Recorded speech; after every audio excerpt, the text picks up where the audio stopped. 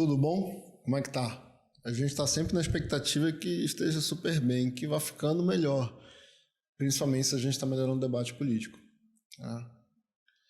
A gente está tentando fazer o tio do pavê sair do grupo do WhatsApp. A gente está tentando te trazer candidatos. A gente está tentando fazer com que você conheça vários candidatos, várias propostas, várias ideologias, para tentar votar com... A gente já falou aqui, tem gente que discorda, mas um pouquinho mais de razão no voto. E é isso, né? Esse é o caminho do Pode Parar. E hoje a gente está aqui, conseguimos trazer Regina Barata, que é candidata a deputada estadual pelo PT. Obrigado por aceitar nosso convite, obrigado por estar aqui dando essa uma horinha para a gente poder te conhecer um pouquinho mais.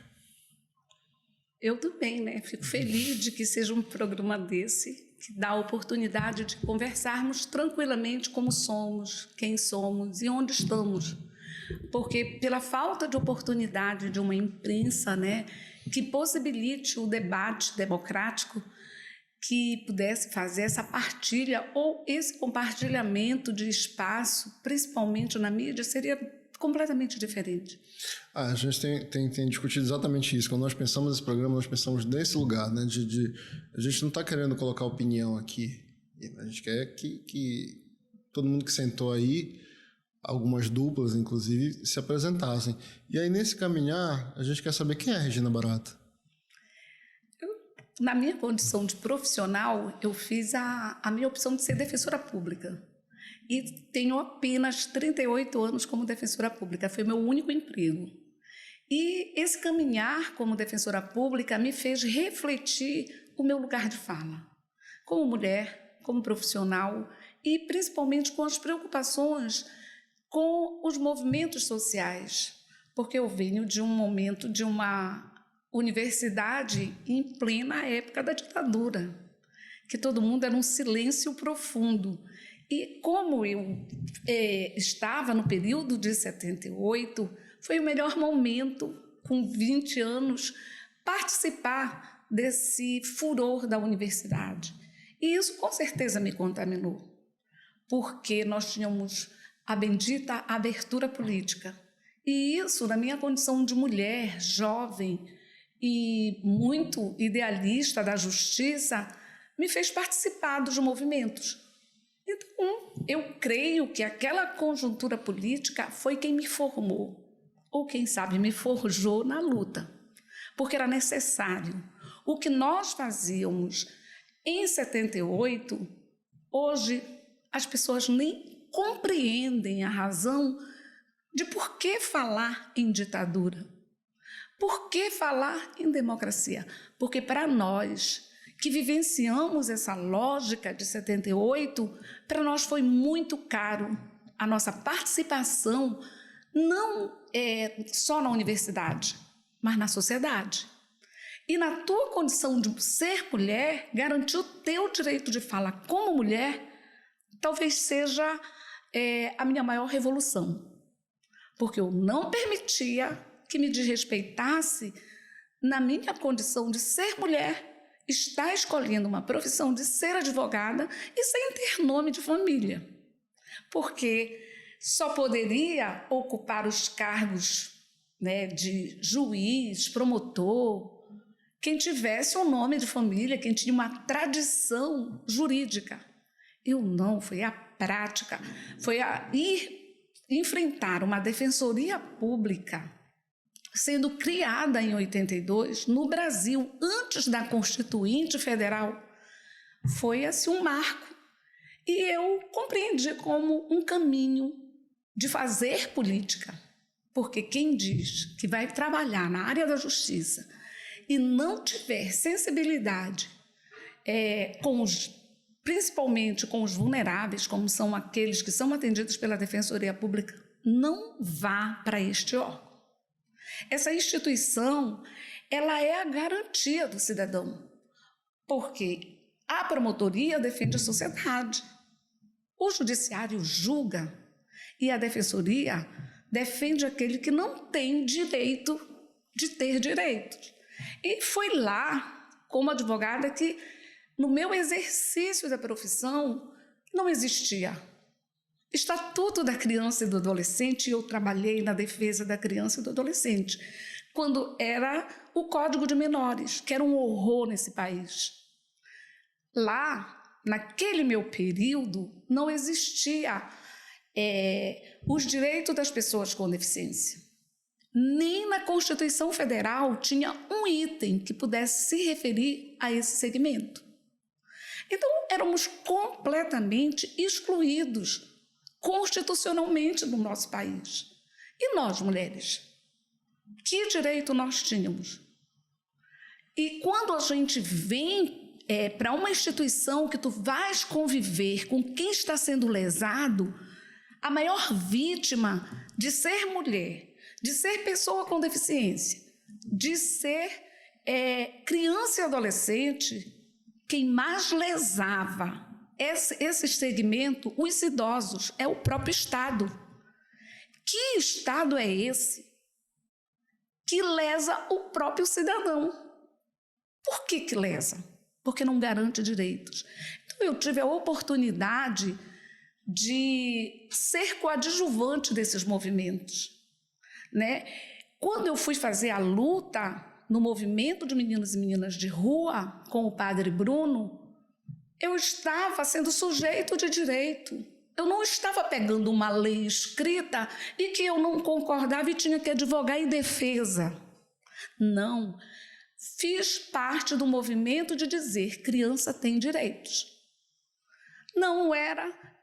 naquela época a gente chamava assim, olha aí, nunca chamaria para um menino infrator, ladrão.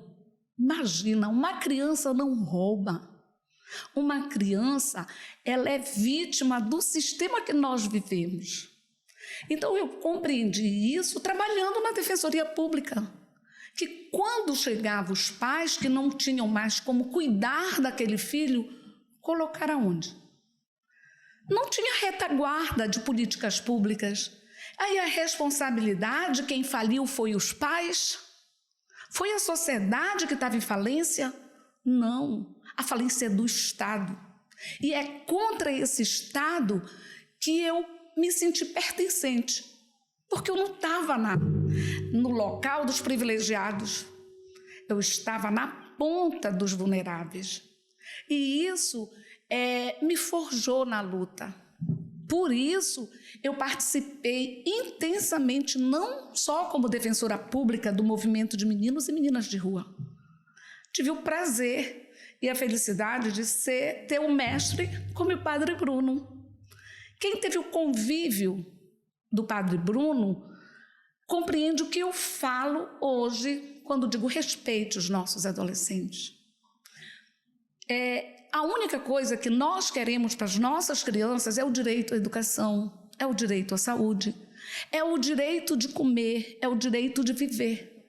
Que direito é esse que extrapola o básico e o elementar? Quem nega para as nossas crianças e os nossos adolescentes? É o Estado, que não garante escola como política pública, como direito fundamental e básico para qualquer criança. Como é que eu posso falar que uma criança periférica que vai na Defensoria Pública para garantir o leite no Sistema Único de Saúde?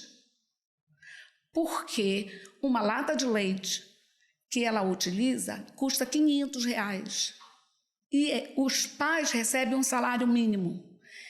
É preciso ajuizar uma ação contra o município de Belém para que garanta que esta criança tenha o direito à vida. E aí, semana passada, estava em falta o leite. Por que falta? Porque não é investimento avaliado pelo Estado brasileiro de que essas crianças têm direito a ter vida. E isso me fez compreender que o meu papel na Defensoria Pública não bastava eu analisar a lei. Eu tinha que compreender o sentido de vida, de viver, e viver com dignidade. Não é dizer, hoje a gente discute somente o aborto. Eu não quero discutir o aborto, porque para mim isso faz parte do passado. Eu quero discutir que nossas crianças tenham direitos de ser criança, que tenham direito básico elementar de comer. Porque hoje tu vê que na própria escola pública não tem alimentação de qualidade. Muitas vezes você chega numa escola, está sendo servido bolacha, não que eu seja contra a bolacha, e um copo daquele suco, né, de garrafa. Ei, tu serve isso para o teu filho na tua casa? Política pública é isso, é garantir o cidadão a ter direito de ter alimentação na escola pública. Então, quando isso era colocado no meu cotidiano, eu ia à luta. Eu não me intimidava de ser uma servidora pública. Tenho muito orgulho de estar 38 anos como defensora pública no estado do Pará, que as condições é de um país. Mas isso fortaleceu a minha forma de ver e de fazer a minha vida. Porque lidar com aquelas crianças que chegam lá, que os pais estão brigando, que ganham um salário mínimo, que tem 4 ou 5 filhos e que vai dar 20% do... E o pai está negando? E o Estado, onde está para poder dar condição a esse casal? Porque a mulher não vai trabalhar. Porque quem fica com 4 filhos não pode trabalhar. Tem que ter, no mínimo, não só sou do PT, acredito nas políticas públicas, mas nós não podemos viver de bolsas. Sou defensora de renda mínima nesse país.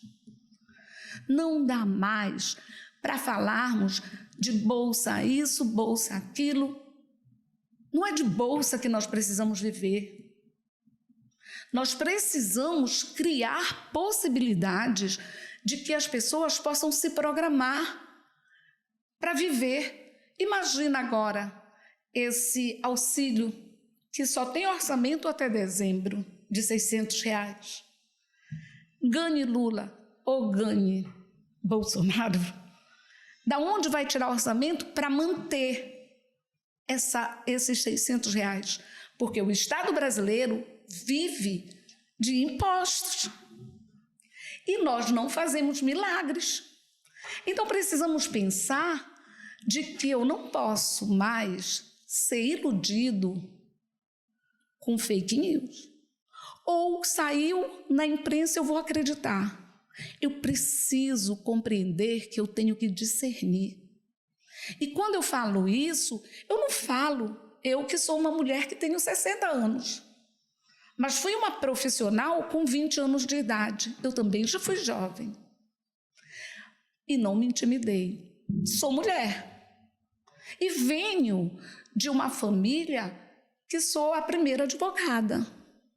Então, não é impossível, mas você precisa compreender que não sou eu que preciso me dar bem. Eu preciso viver nesse conjunto da sociedade dentro de um espaço que seja totalmente coletivizado, porque eu preciso, a gente fala tanto em compartilhar imagens, compartilhar daqui, mas essa geração tem que compreender que compartilhar não é para ir para a internet, compartilhar a ideia dos outros que você não discute. Você precisa compreender a sua condição de ser indivíduo, porque nós somos indivíduos, somos sujeitos de direito e temos que ter compreensão de mundo. Senão, somos mais uma massa de manobra que se forma coletivamente. Essa foi só a introdução, né? Essa foi só a primeira resposta. Mas aí, se a gente for voltar um pouquinho, porque já foi falado aqui, a gente começou pela faculdade. E aí, se eu quiser tentar descobrir, é de Belém, é do Pará? Como é que é? Falando um pouquinho mais da família. Falou que é a mais nova, a primeira filha, mas quantos filhos, quantos irmãos? Só 8. Só 8. E somos 2 mulheres e 6 homens, né? Uma família machista, mas as mulheres é que dominam.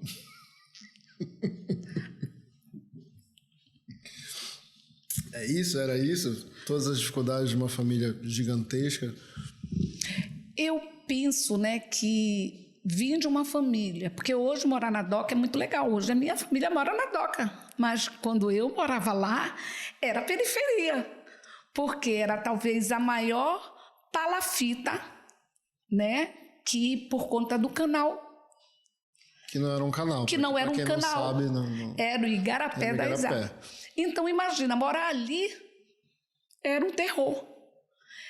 Mas isso não me deu a condição de ficar pensando ser o quê e fazer o quê. Porque minha mãe também era de uma família de 13 filhos. O meu pai era de uma família de 8 filhos. Regina, eu vou te perguntar, quantos filhos você tem? Assim? Eu só tenho 3, queria ter 5, também queria ter mais. Então, acostumei viver em partilha.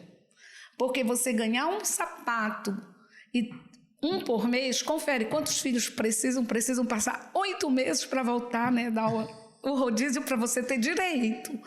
É muito legal hoje mulheres que têm 10 pares de sapato, eu acho muito legal, porque quem é a mulher que não deseja um sapato ou uma bolsa quando passa na vitrine?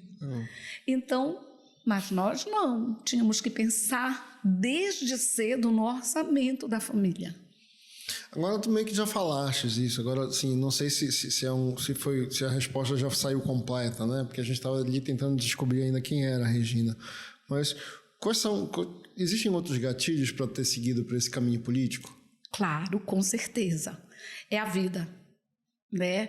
A minha conjuntura familiar, ela era muito forte, porque minha mãe viveu com meu pai um casamento de 50 anos com 8 filhos. Então, haja harmonia. Meu pai, né, era um marítimo que navegava nos rios da Amazônia e que tu imagina, a minha mãe ficava sozinha dentro de casa criando 8 filhos. E aí, como é que cria? É criar filho sem pai. Mas, quando eu morava, eu estou falando ali na Pedro Álvares Cabral, com a Doca, e nós fomos os desapropriados daquela área toda que tem da Pedro Álvares Cabral para o lado do rio, em plena década de 70. Pergunta se nós recebemos uma indenização para que nós pudéssemos pegar os nossos barracos e ter o direito de ir para onde pudesse viver com dignidade. Não. Era cada um por si, Deus por todos. E eu presenciei a saída de todas aquelas famílias sem rumo para ir. Porque a prefeitura dava uma migalha, é pegar ou largar. E aquilo fez assim, um dia meu pai olhar para mim e eu falei, pai, o senhor está chorando. Ele falou, porque nós não temos para onde ir. Só que minha avó morava no outro lado da Pedro Álvares Cabral, na Dormal do Coelho.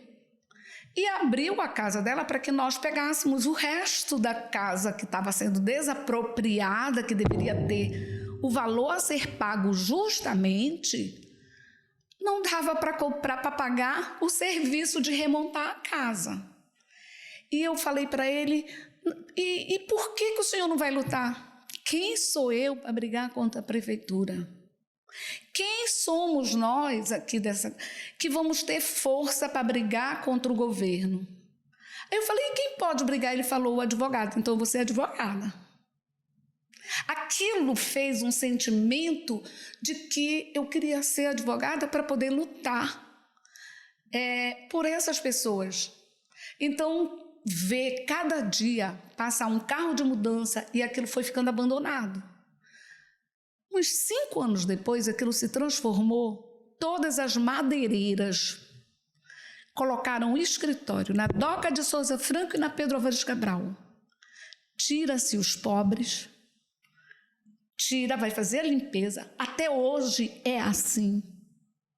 Continuam as desapropriações, conforme as cidades vão crescendo, vai limpando. Porque as pessoas que vivem à margem não podem continuar sendo um empecilho do crescimento da cidade, porque essa é o pensamento comercial. Hoje eu olho a Doca transformada no que é. Por onde andam aquelas pessoas que foram retiradas?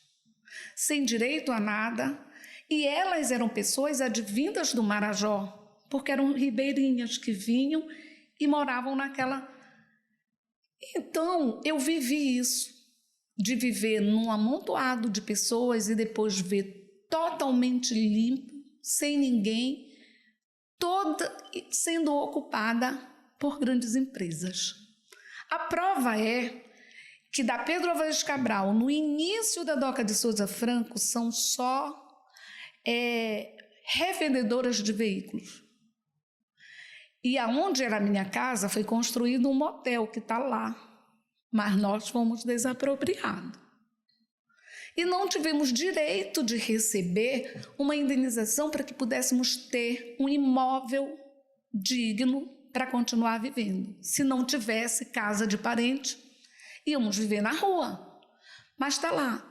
Quando eu fui vereadora em Belém, no primeiro mandato com Edmilson Rodrigues, eu fazia esse debate na Câmara. Porque tem uma proibição que não pode construir prédios na Pedro Álvares Cabral. Hoje, a Pedro Álvares Cabral é um corredor. É um corredor, sabe de quem? Dos grandes prédios que eu não sei onde eles compraram, porque aquilo tudo foi desapropriado. E como advogada, eu não posso esquecer que a desapropriação, se ela não for construída dentro de um prazo legal, devolve-se aos moradores. Quem é daqueles moradores que foram desapropriados ali, que vive na Doca de Souza Franco ou na Pedro Álvares Cabral? São os melhores empreendimentos que nós temos hoje, dentro de Belém, inclusive com obras construídas à beira do rio, que foi uma briga total, mas hoje está totalmente habitado um prédio, não é do lado da Pedro Álvares Cabral, é na beira do rio. Isso é Belém, isso é Pará. É terra de quem? Então, é por isso que eu me sinto capaz de compreender a história que eu vivi, e eu conheci essa história e eu quero estar do outro lado para poder dizer não, não é assim que se faz desapropriação. Porque a responsabilidade na desapropriação, ela passa pelo poder público, porque ninguém é proprietário de terra. Só quem tem propriedade é União, Estado e município. Portanto, nós somos proprietários dos imóveis. Por isso que nós, quando pagamos o IPTU, é imposto predial. É sobre prédio, não é sobre terra. Mas quem construiu deve estar pagando uma terra sua. Então, é uma história construída em Belém, no Pará. Não é isso em Belém. Todas as desapropriações, todas as ocupações do espaço de terra dentro desse estado é contestável. Porque nós vivemos nos rios, e os rios são pertencentes a áreas de marinha. Mas os grandes fazendeiros, os grandes madeireiros são donos de terras no Pará. E que ainda faz o conflito com o povo quilombola, que com certeza chegou primeiro que eles nas terras. Que faz o conflito com os indígenas. E que faz todo o conflito porque quer fazer uso da madeira, quer fazer a exploração do minério, mas os seus donos não moram no Pará, exploram o estado do Pará. E as nossas riquezas são levadas sobre as nossas vistas e ficam só o quê? As mazelas sociais no nosso estado. A maior prova disso, eu não sou contra que nós possamos estar buscando melhorias, riquezas, desenvolvimento. Mas eu sou contra toda a perversidade que se comete contra os nossos povos que habitam as nossas terras. Bom, nesse caminhar de conhecer os candidatos, a gente também tem debatido aqui as legendas. Há quem diga, e muitos sentaram aqui e disseram que a legenda pouco importa. Outros, porém, dizem que a legenda importa bastante. Então, sendo candidata pelo PT, eu queria te perguntar, por que o PT? Tem a ver com a tua ideologia? De fato, te identificas? E é uma questão também de projeto político, de fato? Achas que olhar a legenda é também, de fato, olhar o candidato? Eu estou só há 30 anos no PT. Né? Então, fui candidata a prefeita quando a Dilma estava sofrendo golpe. E não me intimidei como mulher. E no Partido dos Trabalhadores, porque é nesse que eu ajudei a construir. Porque o partido foi construído em cima de muitas causas. O que mais me toca dentro do PT, hoje, quando eu vejo as pessoas falarem assim, por que tu permanece, tu seria eleito em qualquer partido, menos no PT? É porque as pessoas têm uma simbologia do que é bom e do que é mal. E elas acham que elas sempre estão do lado do bem. E nós que estamos, que enfrentamos os problemas diariamente, cotidianamente, porque não é fácil, não. Eu falo porque tenho lugar de fala, de vivência. Quando eu me tornei uma pessoa com deficiência, o partido não discutia sobre os direitos da pessoa com deficiência. Eu me achei no direito, como lugar de fala, de colocar essa pauta dentro do Partido dos Trabalhadores. Hoje, nós temos representação política de pessoas com deficiência no Partido dos Trabalhadores. Então, eu acredito que eu não queria estar dentro do partido, eu vou falar de deficiência. Não sou deficiente, sou uma pessoa, eu sou um sujeito de direito que quero pautar essa causa como política pública. E foi como pessoa com deficiência que houve o reconhecimento na minha luta. Hoje, essa luta tem 40 anos, né, como pessoa com deficiência. Sou fundadora da Associação Paraense das Pessoas com Deficiência. Eu tinha 20.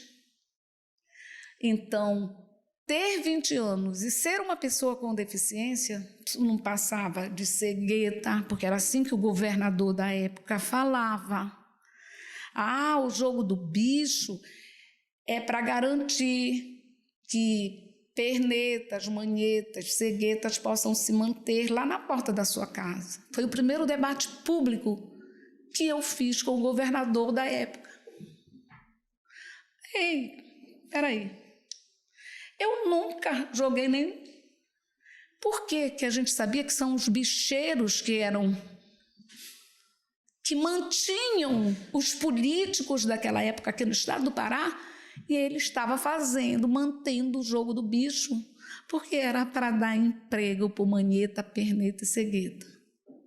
Eu já era defensora pública e fui dizer para o governador que eu era assim. Eu era uma pessoa com deficiência, que eu não tinha vergonha de ser, mas eu tinha muita vergonha dele, que tinha 2 mãos e não conseguia fazer um decreto de sensibilidade em defesa daquele segmento. E como ele era uma pessoa muito conhecida e muito engraçado, né? Cheio de presepada, ele falava, mas essa hora tu não é defensora pública, tu tinha que estar lá na defensoria pública, não aqui brigando com o governador. Eu disse, mas o senhor ofendeu a mim, porque foi a mim que o senhor chamou de manita. Ele falou, mas eu nem vejo. Eu digo, eu nem vou lhe mostrar que eu sou, porque eu estou aqui para discutir política com o senhor. E aí passou o tempo, quando eu fui vereadora, ele encontrou e disse, olha, essa era a mulher dos deficientes. Eu disse, é engraçado, eu casei com um cego e agora eu sou a mulher de todos os deficientes. Para te ver como é forte, se tu não tomar o teu lugar de, espera aí. Esse lugar aqui, ele tem que ser ocupado por nós. Quando nós lutamos na Constituinte Federal, o único estado brasileiro que tem isenção tarifária na Constituição do Estado do Pará é nossa, porque nós já estávamos avançando no debate de cidadania. Os estudantes lutavam por meia passagem, mas nós, pessoas com deficiência, ousamos em colocar na Constituição do Estado. Por isso, até hoje, nós temos esse direito. Porque se fosse uma lei complementar, já tinha encontrado um governador para ter cortado esse direito.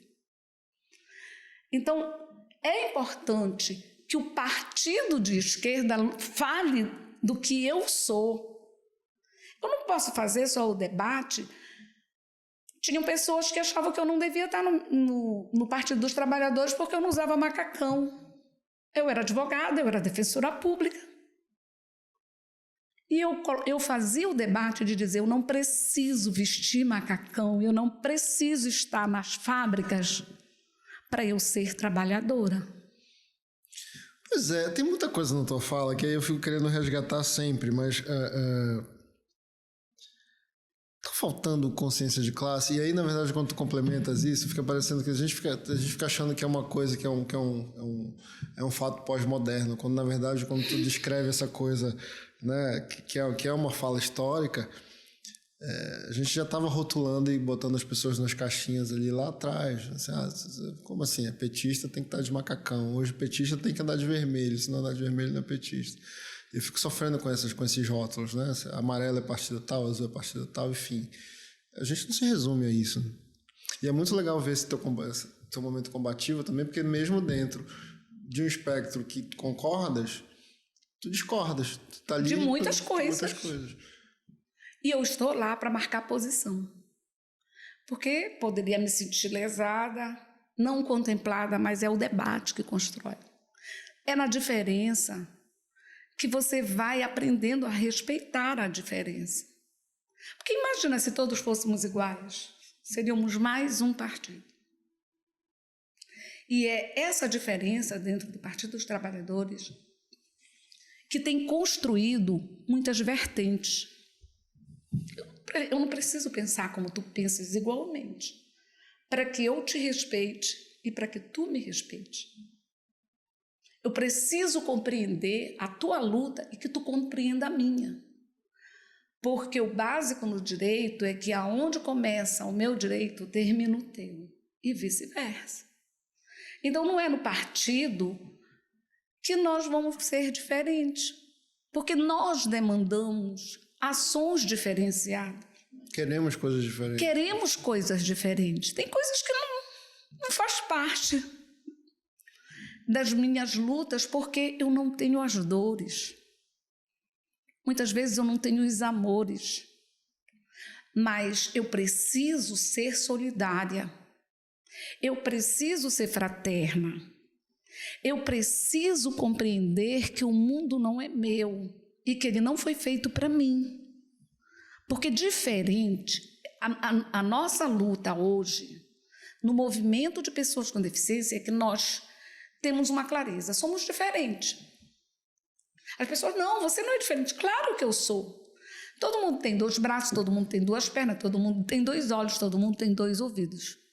Nós não, temos 2 olhos que não veem, temos 2 ouvidos que não ouvem, temos bocas que não falam, não temos os 2 braços, não temos as 2 pernas.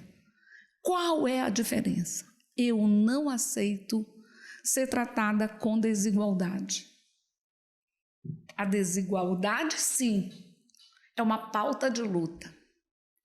Por quê? Que eu vou ser diferente porque eu sou negra e porque eu sou branco. Somos diferentes na cor, somos diferentes no gênero, mas não nas desigualdades que são impostas. Porque eu sou negra, eu não posso estar ocupando esse espaço. Porque eu sou pessoa com deficiência, eu não posso ocupar esse espaço. Então, nós precisamos compreender que as nossas lutas é para que a gente realmente elimine um dia desse nosso país a desigualdade. Qual? Social, política, econômica, financeira. Essas são as desigualdades que faz com que nós sejamos inferiores, superiores, estejamos, sempre com orgulho, com o egoísmo. Por que nós não conseguimos conciliar quando a gente coloca a pauta de trabalhadores? Porque eu estou do lado empresarial, eu preciso ter só lucros?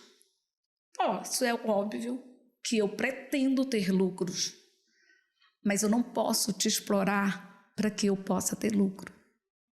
Pois é, eu julgo que o maior problema é exatamente essa confusão, né? A falta de consciência de classe e assim, essa confusão do tá tudo certo querer ter lucro.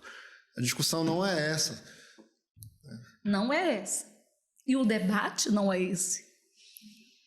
Se tu tens o teu dom de ser um empreendedor, parabéns, eu te admiro, eu te respeito. Tu precisas ser empreendedor. Agora, isso não te dá o direito de me humilhar, de me explorar, de me intimidar, porque eu não tenho meu espírito empreendedor. Eu sou uma servidora pública. Mas essa é a minha opção. E eu estou vendendo minha força de trabalho. E eu também. Tá tudo certo. Tá tudo certo. Então é isso. Nós precisamos compreender uma sociedade que discuta a coletividade, porque ela não é individualizada. Porque é assim, eu às vezes fico me perguntando, muitas vezes, quando passo naquela... Quem que não admira uma casa linda, né? Quando tu passas, porque nós íamos numa carreata terça-feira, lá no Mosqueiro. Alguém que estava em cima do caminhão falou assim, Eras, essa casa aqui, Murubira. Peraí, respeita o cara que quer ter uma casa daquela no Murubira. Por que tem que ser só em Salinas? Sim, e aí se a gente for buscar uma conversa nostálgica, o Mosqueiro já foi o melhor carnaval, os 5 melhores carnavais do Brasil, por exemplo. Pois é. Né? E, assim, você tinha essa diferença. Eu era adolescente, eu não conseguia talvez visualizar. Nós éramos adolescentes naquela época, eu não conseguia visualizar exatamente as diferenças, assim. Coisa boba, né? Assim, quem vai para Mosqueiro por uma opção de gostar de água doce, quem vai para Salinas gosta de água salgada e tem tempo de ficar mais tempo na estrada. Uma bobagem, que na verdade não era nada daquilo, né? Assim, você tem até hoje prédios maravilhosos em Mosqueiro, famílias, né, de todas as classes estavam ali. Murumbira era um local nobre de Mosqueiro, assim, né? Inclusive aquela era a rua do carnaval. Do carnaval, que era maravilhoso. Exatamente. Vimos ali passar a Ivete Sangalo, né? Sim. E aí, imagina só, eu tenho uma casa no Mosqueiro. E eu digo que eu escolhi para ser feliz no Mosqueiro. Que fica no Porto Arthur, que ela não cheira e ela não fede. Não tem o sufoco, não é o sufoco do Murubira nem o do Farol. Dá licença, é lá que eu gosto, que eu posso ir na feira, comprar o filhote. Eu posso passar lá na praça, para comer as melhores comidas que nós temos. Por dom são aquelas tapioqueiras. As tacacazeiras, mingauzeiras do Mosqueiro, ninguém faz igual. Não é isso, Nelson? Mesmo que coloque tapioquinha de Mosqueiro na porta, parece que é de lá que é verdade. E quando a gente vai em Carananduba, que tu tá vendo ali a chegada do filhote. Tu não imagina, eu sou meio assim, eu acho linda aquela cena. Sabe, olhar aquela cena, de ver aqueles barquinhos encostando, saindo aqueles filhotes maravilhosos de 15 quilos, fresco, abre e aí tu chega em casa e faz uma caldeirada. Ninguém vai comer esse peixe como nós, que moramos no Mosqueiro, que estamos no Pará, vai valorizar. Aí a gente sai e vai no Macairu, né? Que está o melhor sorvete no mundo. Com o quê? Com cupuaçu. Não é? Então, nós temos o melhor. Então, eu quero ser feliz nessa terra aqui. Mas não quero viver nessa terra do jeito que se vive.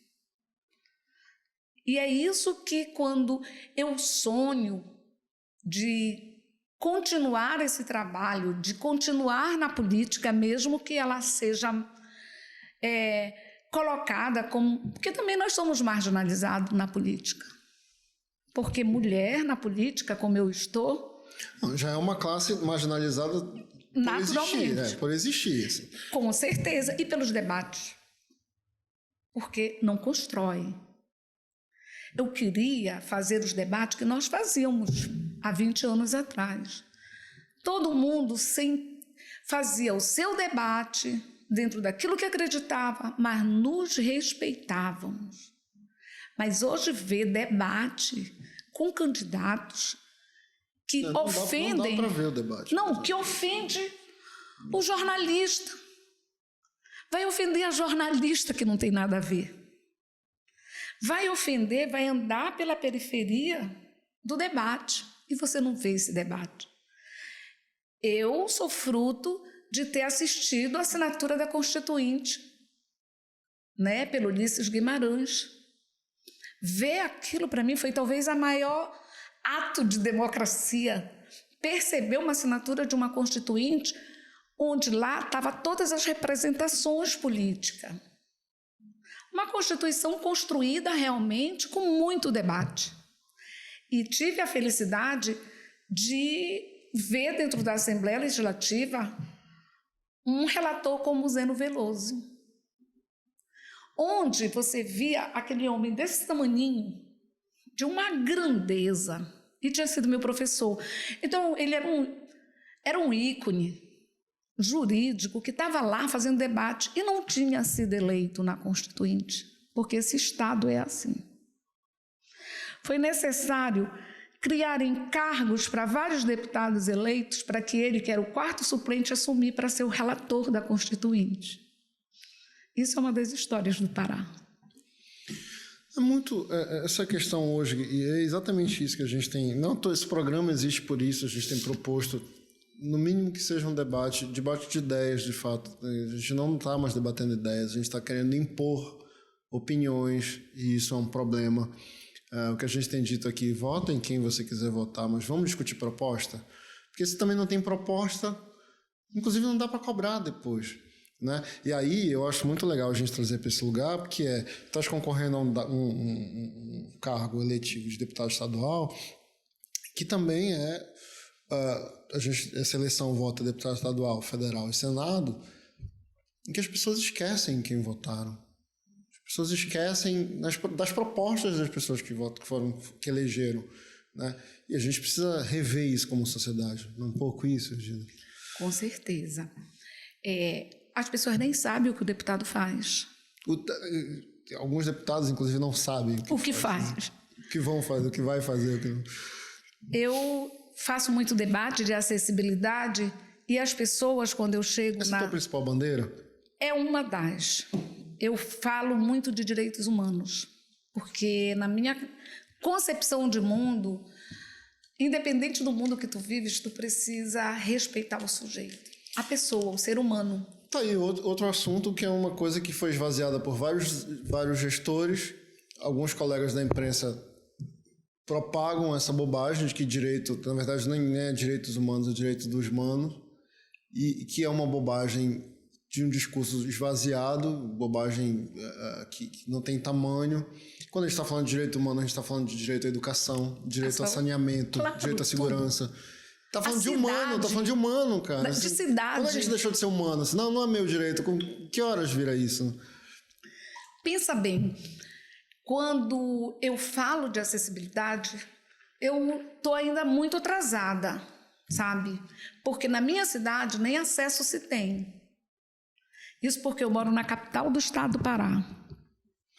Ver a barbaridade do que ocorreu nesse naufrágio, isso significa que nós não temos acesso ao direito de ir e vir. As pessoas não conseguem juntar Lé com Cré às vezes e acham que isso é acesso. Isso é acesso. Isso é acessibilidade.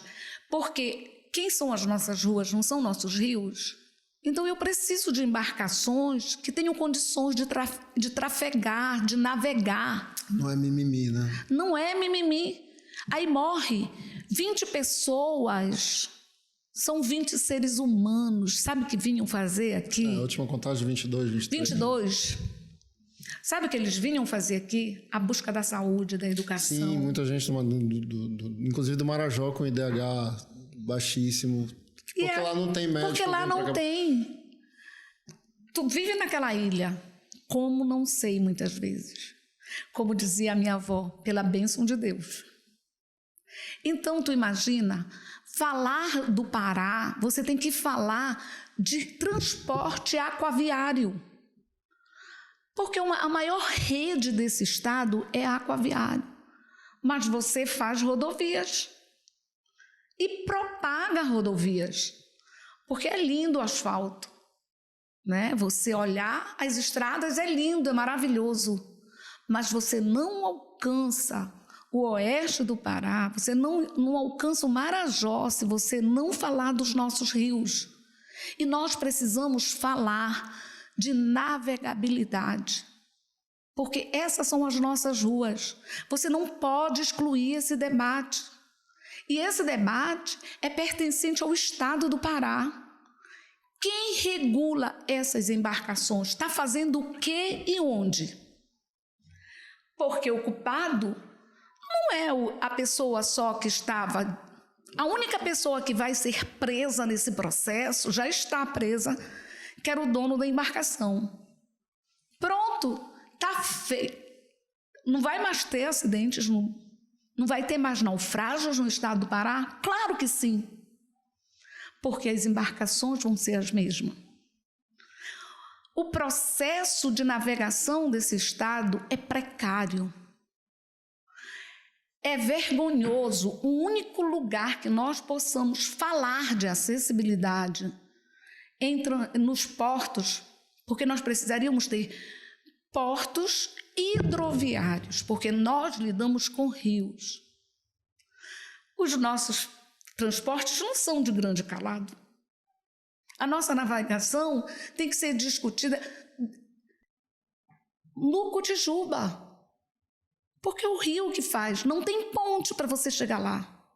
Mosqueiro, nós podemos olhar de outeiro, nós enxergamos de mosqueiro. Falando com saudade de mosqueiro, tinha um barco, né? Tinha. É transporte digno que nós precisamos resgatar nesse estado, esse debate. Não dá para que mosqueiro fique isolado por uma única rodovia, com um transporte urbano, precário, de péssima qualidade, que não dá conta nem de fazer o transporte diário. Imagina quem mora em Mosqueiro para fazer uma universidade. Mora, trabalha em Belém. Eu estou colocando que, olha só, um transporte... Que tem que vir todo dia para cá. Um transporte para navegar de lá, da vila até a universidade. Não seria muito mais útil para acessar a educação do que fazer uma viagem de 2, 3 horas, do que fazer uma viagem de 1 hora e prazerosa? Porque faz parte das nossas vidas a gente apreciar os rios. É lindo quando a gente vê. Mas acham que é aí só no outro lado que tem que se passear de lancha. Mas e tu estás falando tem conexões seríssimas, porque a gente, quando está falando nesse momento, a gente nem vai, a gente pode voltar as pessoas que precisam usar a bicicleta na cidade, porque... Sim, né? Tudo isso não faz parte de uma cidade. E não adianta ter a tua Ferrari, porque o engarrafamento está para todo mundo, vai ficar engarrafado igual. Com certeza. O meu Fulcão aqui na tua Ferrari, a gente está parado no mesmo lugar. Nós fizemos, a alça viária fez um acesso. É um acesso. Mas os rios continuam sendo navegáveis. Você não pode desprezar. Você não pode inferiorizar esse transporte. Precisamos fazer um debate de política pública de navegação. E a navegação, ela te leva até o oeste do Pará, onde ela te leva na fronteira com o estado do Amazonas. Como que você discute essa nossa questão dos nossos rios? Quando você chegar aqui no Marajó, para te chegar lá em Anajás, Tu pega uma embarcação aqui numa quarta-feira, 7 horas da manhã, e tu vai chegar lá 7 horas da noite do outro dia. Ela fica no meio do Marajó. Mas ela não é um acesso de uma linha reta. Ela precisa seguir o curso do rio. E se você não discutir esse curso do rio, você não vai chegar em Anajás, que é o maior número de malária registrado no país. Que é uma política que poderia ser minimizada se fosse esse rio preparado para que todas as famílias pudessem ser visitadas. Para te chegar em Curralinho, tu chega em Curralinho, mas para te chegar no rio Canaticu, é o rio mais profundo que tem no Marajó. Lá não tem peixe e lá eles vivem da safra do açaí e da safra da água do açaí. Porque eles não têm açaí, fica só a água. Sabe como é que eles chegam com a sua mercadoria no Ver-o-Peso? Através daqueles barcos de pior qualidade, para fazer a sua travessia do seu produto. Então, ele trabalha para o sustento da nossa economia, porque hoje o açaí é tipo exportação, né? Mas aquele ribeirinho que faz a retirada do açaí continua na mesma miserabilidade que ele vivia. Foi o único lugar desse estado, quando eu fui fazer a minha primeira visita nesse município, para fazer campanha, eu não tive coragem de pedir voto. Eu tive vergonha. Eu não tive coragem porque eu vi, do lado no rio Canaticu, é uma comunidade católica, no outro lado é uma comunidade evangélica. Eles não têm peixe, eles não têm cria, não têm galinha, pato, não tem nada disso, porque não tem onde criar. E nós fomos fazer, né, esse encontro lá, nós tivemos que comprar comida em São Sebastião da Boa Vista. Tu sai do município que era mais perto, chegar em São Sebastião para trazer a comida. E o meu maior ato, que tocou meu coração, foi ver aquelas duas comunidades, católica e a outra evangélica, vieram para essa reunião de domingo e fizeram um ato ecumênico. Acabou o ato ecumênico, cada um pegou um prato, sentou com as crianças e comeu e dividiu aquela comida. Aí, minha assessoria, tu não vai pedir voto? Eu digo, vocês estão loucos que eu vou ter coragem de pedir voto para uma comunidade dessa? O que é que eu vou propor como deputada? Eu vim aqui, não foi para mentir, né? E aí eu me pergunto, volto, depois de 20 anos que tenho amigos, companheiros, continua do mesmo jeito. Então, Nelson, o maior desafio nosso é nos desafiarmos a pensar no outro. Porque em nós já sabemos o que nós queremos. E não estamos felizes. Porque enquanto tu não alcançar a ser esse ser humano que tem... Uma pessoa me ligou lá do rio Canaticu porque a mulher estava com uma hemorragia e no barquinho que ele tinha ele só conseguia chegar em Breves. Ele não conseguia atravessar, porque era madrugada.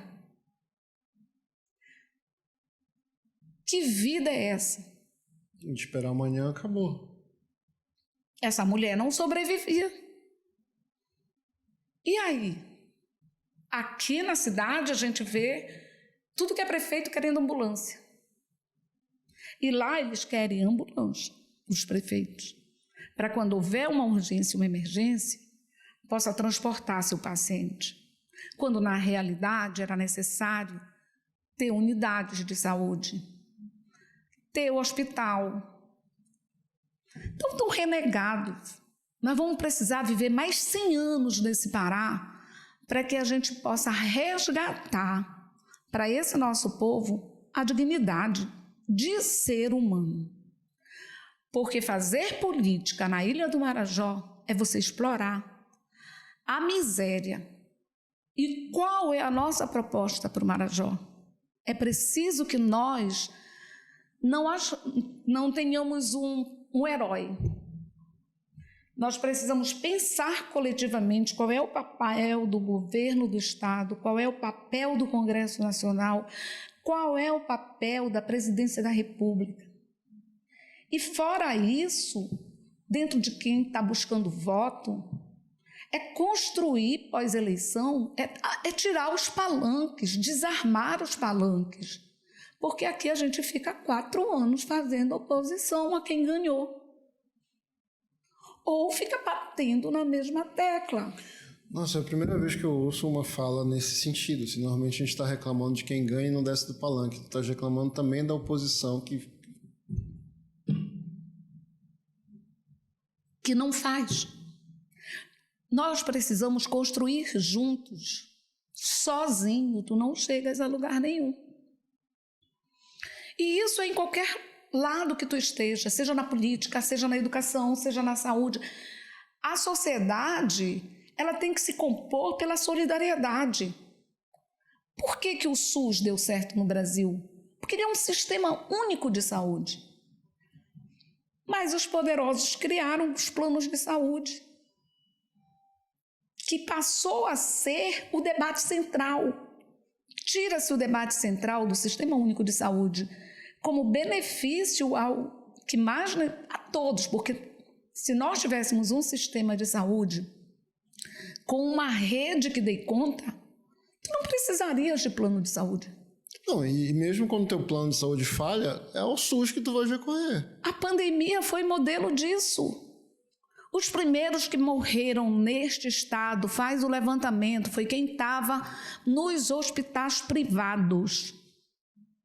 A retaguarda que o povo do Pará teve foi a rede pública montada. Essa é a grande reflexão que nós precisamos fazer. Inclusive é outra bobagem que, vamos lá, perdão, é uma ignorância completa dizer eu não preciso do SUS. É uma coisa... Não é ignorância, é burrice. Me perdoa. Vamos achar adjetivo. Vamos procurar adjetivo. Mas eu não falo burrice como nesse sentido de que é você ver e não querer ver. Como tipo assim, tu é cego? Não, eu não tenho visão física, mas eu vejo a vida. Eu vejo as políticas. Eu vejo. É uma forma de falar.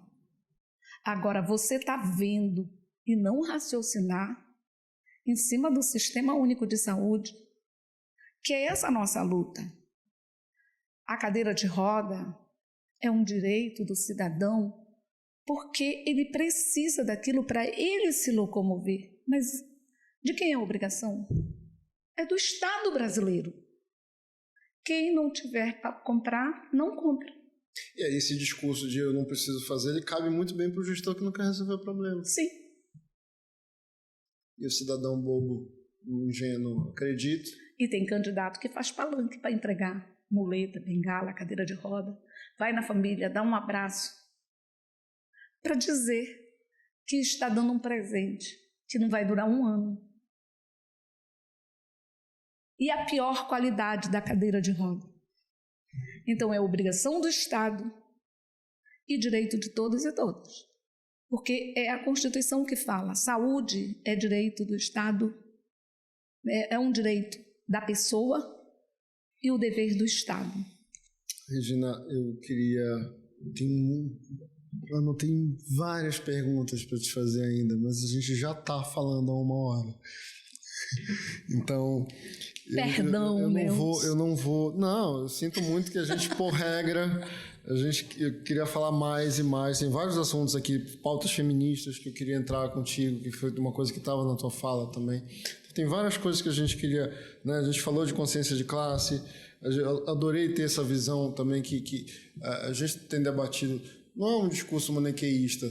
A gente precisa falar da ambivalência, mas quem tem fome tem pressa, né? E hoje? Não dá para ficar trazer esse discurso de espectros políticos para justificar problemas, porque não dá. Não dá. Agora não dá. A gente precisa de educação política, né? E a gente precisa de uma porção de coisas que estão usando para, enfim, da forma errada e a população tá padecendo. A gente precisa mudar isso. Mas, enfim, que pena que a gente não tem mais tempo para falar. Eu preciso te agradecer imensamente. Foi uma conversa super agradável. Meu nome, o nome da equipe, queria te agradecer e queria te pedir também suas considerações finais. Obrigado por ter vindo. Eu tenho que agradecer porque é a oportunidade que a gente tem, né, de falar publicamente o que a gente pensa. Porque é muito bom quando a gente discute entre amigos, que não passa dos nossos guetos. Mas dizer assim, né, para você que é eleitor, você precisa conhecer que política não é nada do mal. Depende de como você faz a política. Eu sou uma apaixonada pela política, porque a política faz parte da minha vida. Não só a política social, mas é a política econômica, financeira, é a política partidária, porque tu tem que ter lado. Tu tem que dizer o que tu faz, o que tu pensas, o que tu queres.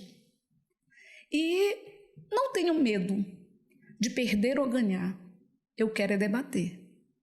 E quero ter oportunidade, claro, de quem me escute possa refletir e acreditar de que a minha demanda na Assembleia Legislativa é ocupar esse lugar de fala de uma mulher que se empoderou pelas lutas da vida. Não é pelo fato de eu ser mulher, mas em busca das nossas lutas. Por isso, eu me coloco à disposição para que você, não só mulher, porque eu não preciso só do voto da mulher, eu preciso do voto do homem que respeite uma mulher que seja capaz de representá-lo na Assembleia Legislativa. E eu me sinto capacitada para estar ocupando essa vaga, uma das 41 vagas na Assembleia Legislativa possa ser minha, que eu quero ser a representação política dessas pessoas, que possam ver em mim essa possibilidade, não da pessoa Regina Barata, mas de uma causa, que é o ser humano.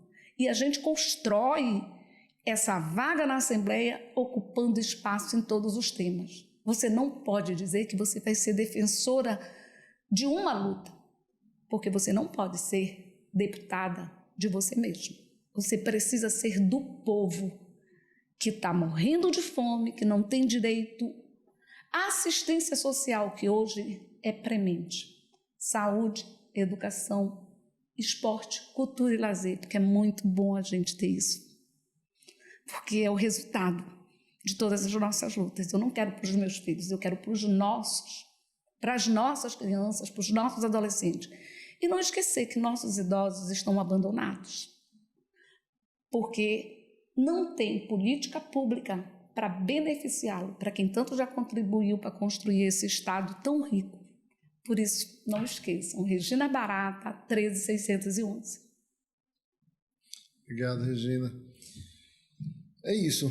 Eu acho que também sai daqui hoje uma amostra do que, mesmo que não concordemos, a gente debate, a gente discute as ideias, a gente, né, essa discussão da polarização, porque está polarizado, o maior problema talvez seja esse esvaziamento do debate, e a gente precisa combater isso. Então, de novo, a gente tem falado aqui todo o tempo, não vai votar pelo santinho. Não anda, pega na calçada o santinho, porque tu não notaste, tu não pensaste, tu não foste buscar aquele candidato que te representa, aquela ideia, aquela candidata que te representa, aquela ideia que te representa. Tá? Vamos votar com consciência. Vamos votar porque isso muda a nossa vida por vários anos. Não é só daqui a 4 anos que a gente vai votar a discutir isso. Tá? Esse é o nosso papel aqui. Então, de verdade, a gente queria agradecer. Regina, de verdade, obrigado de novo a você. Vai lá na rede da candidata, vê se tudo que ela falou aqui é verdade. Manda para os outros, vai para a rede social, fala sobre isso. Vai para o YouTube, marca, ativa o sininho para você receber. Quando começar um outro programa, você poder falar também. Compara o candidato. A gente está fazendo isso já há meses. Desde que começou a eleição, a gente está fazendo isso. Compara, vota com consciência, é isso que a gente está te pedindo. Pode parar de hoje, vai ficando por aqui. Até o próximo.